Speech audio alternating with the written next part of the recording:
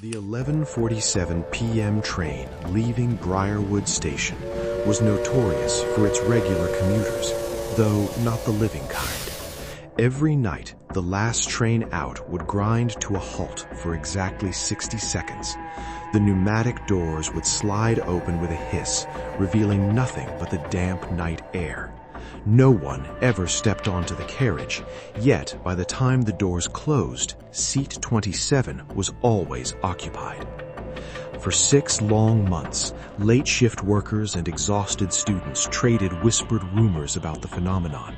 Seat 27, located on the right side, 3 rows from the back, held a thin, shadowy figure. It sat with its head tilted toward the dark glass, its face obscured by heavy shadows. Brave passengers who tried to sit there reported a sudden bone-chilling drop in temperature. Phone screens would violently glitch, flashing static. One shaken woman even swore she heard a chilling, ragged whisper in her ear. "You didn't wait." Transit authorities dismissed the rumors, pointing to security footage that showed the seat entirely empty. But the skepticism shattered when an experienced driver refused to continue the route. He claimed he saw a teenage girl with long hair standing directly on the tracks. When he blinked, the tracks were empty, but the girl was suddenly inside, staring out from seat 27. The haunting traced back 8 years to a tragedy that Briarwood Station never forgot. 17-year-old Mara Ellis had disappeared after sending a frantic text to her twin brother, "Wait for me, I'm almost there." CCTV footage from that night showed Mara sprinting down the platform as the 11:47 train began to seal its doors. She pounded desperately on the glass, locked in eye contact with her brother Daniel, who stood frozen inside the carriage. Paralyzed by hesitation, Daniel failed to hit the emergency door reopen button.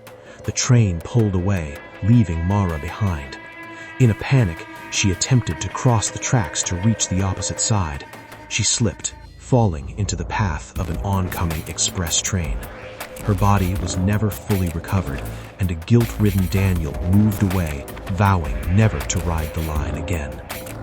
Yet, fate forced Daniel back. 8 years later, delayed by his father's late-night funeral, the 11:47 was his only option home. Exhausted and numb, he boarded the nearly empty carriage and sat down, completely oblivious to the small plastic number overhead, 27. The train jolted forward. Almost immediately, the overhead lights flickered violently. The air turned so cold that Daniel's breath plumed in front of him. Glancing at the window, his heart stopped. In the glass reflection, a figure stood directly behind his seat. It was a girl with long, damp hair and wide, unblinking eyes. "Mara?" he choked out, his throat tightening with absolute terror and grief. The train screeched to a halt at Briarwood Station. It was exactly 11:47 p.m. The doors opened to the empty platform, but the cushion beside Daniel dipped.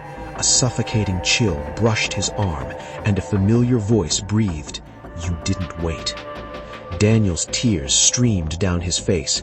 "I was scared. I froze. I'm so sorry." The doors began to close, but they suddenly jammed with a violent shudder. The emergency brakes engaged, throwing passengers forward as an alarm blared.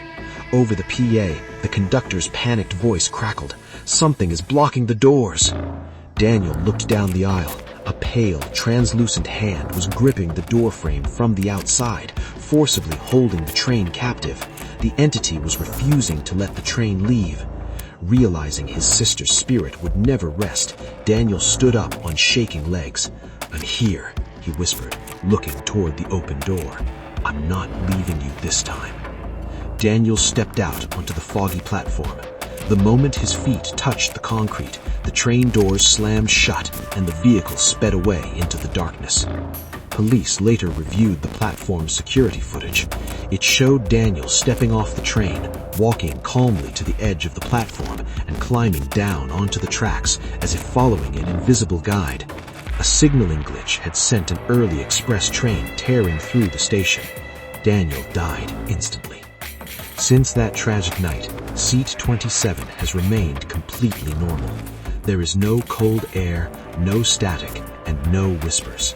The haunting of Briarwood Station finally ceased, because whatever was waiting in the dark wasn't waiting anymore.